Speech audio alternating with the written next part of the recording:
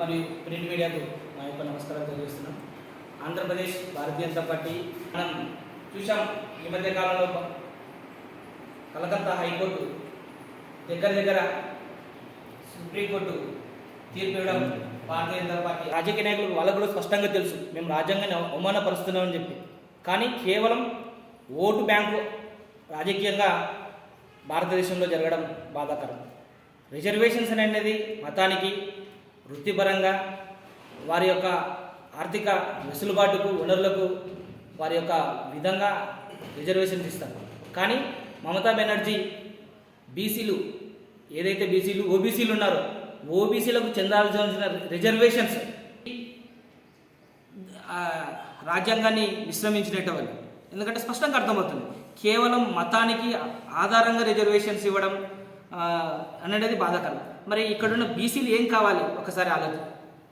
ఇక్కడున్న బీసీలు నాశనం అయిపోతున్నారని చెప్పి మమతా బెనర్జీ బీసీలపై ఉక్కుపాదం మోపడం, మరి అక్కడున్న బెంగాల్ రాష్ట్రానికి సంబంధించిన భాజపా నేతలు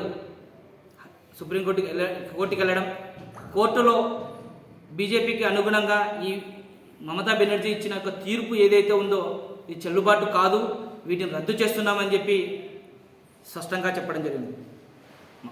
అసలు మమతా బెనర్జీ యొక్క ఉద్దేశం ఏంటో అర్థం కావడం లేదు. అసలు బీసీలకు చెందవలసిన రిజర్వేషన్స్ ప్రధానమంత్రి నరేంద్ర మోడీ గారు వచ్చిన తర్వాత 27% ఓబీసీలకు రిజర్వేషన్ కల్పించడం జరిగింది. అంటే మమతా బెనర్జీ యొక్క ఉద్దేశం ఏంటంటే పశ్చిమ బెంగాల్లో ఉన్న వాళ్ళు ఢిల్లీలో కావచ్చు, ఆంధ్రప్రదేశ్లో కావచ్చు, తెలంగాణలో కావచ్చు, మహారాష్ట్రలో కావచ్చు, డాక్టర్ కావచ్చు, మెడిసిన్స్ కావచ్చు, ఇంజనీరింగ్ కావచ్చు, విద్యార్థులు వెళ్ళి చదువుకోవడానికి కేంద్రం సెంట్రల్ గవర్నమెంట్ నరేంద్ర మోడీ గారు ప్రభుత్వం వచ్చినాక బీజేపీ ప్రభుత్వం వచ్చిన తర్వాత తీసుకుంది నిర్ణయం ఇది.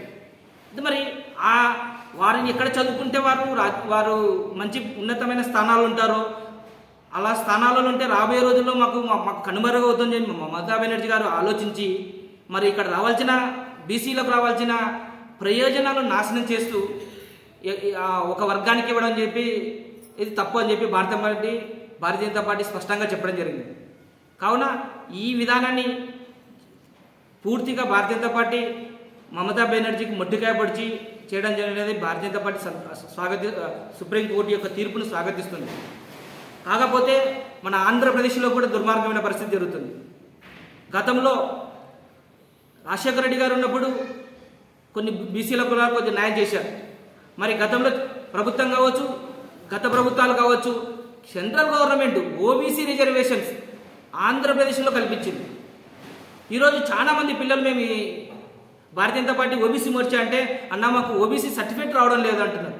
ఈ రాష్ట్రంలో ఎంత దుర్మార్గం అంటే సాక్షాత్తు మన పాణ్యం అసెంబ్లీకి కానీ మన కర్నూలు జిల్లాకు కానీ వస్తున్నారని చెప్పి మేము ఇక్కడ జిల్లా ఇన్ఛార్జీలు కావచ్చు, మంత్రులు కావచ్చు, మేము వాళ్ళని కలిసి అడిగితే ముఖ్యమంత్రి గారికి ఒక రిప్రజెంటేషన్ ఇస్తాం భారతీయ జనతా పార్టీ తరఫున, ఆంధ్రప్రదేశ్ ఓబీసీ శాఖ తరఫున ఒక రిప్రజెంటేషన్ ఇస్తామంటే మాకు వారిని ముఖ్యమంత్రి గారిని కల్పించడానికి అవకాశం కూడా ఇవ్వడం లేదు. కానీ కేవలం వాళ్ళకు కూడా ఒక వర్గానికి ఇచ్చి ఓట్లు దండుకోవాలి, ఇంకా వాళ్ళని మభ్యపెట్టి వాళ్ళకు కూడా తెలుసు స్పష్టంగా, ఆ వర్గానికి కూడా తెలుసు ఈ యొక్క రిజర్వేషన్ మాకు ఇస్తున్న యొక్క రిజర్వేషన్ అయితే పూర్తిగా చట్టబద్ధంగా విరుద్ధము, కానీ వచ్చిన రోజులు వాడుకుందామనే ఉద్దేశంతో వారు ఉన్నారు. కావున ఈ రాష్ట్రంలో బీసీలకైనా కళ్ళు తెరవాలి, మేలుకోవాలి. బీసీల కొరకు ఒక బీసీ బిడ్డ నరేంద్ర మోడీ గారు ఓబీసీ రిజర్వేషన్ తీసుకురావాలని జరిగింది. ఈ ఓబీసీ రిజర్వేషన్ తీసుకురావడం వలన బీసీ బిడ్డలలో వెలుగునించేందుకు మోడీ గారు, ప్రధానమంత్రి నరేంద్ర మోడీ గారు, బీజేపీ ప్రభుత్వం బీసీ బిడ్డగా, బీసీ నాయకుడిగా మన ప్రియతమ నాయకుడు మోడీ గారు తీసుకున్న నిర్ణయాన్ని ఆంధ్రప్రదేశ్లో ప్రజలందరూ బీసీలందరూ గమనించాలని చెప్పి నేను తెలియజేస్తున్నాను. నా పేరు Veerappa, Andhra Pradesh Bharatiya Janata party OBC Morcha state executive member.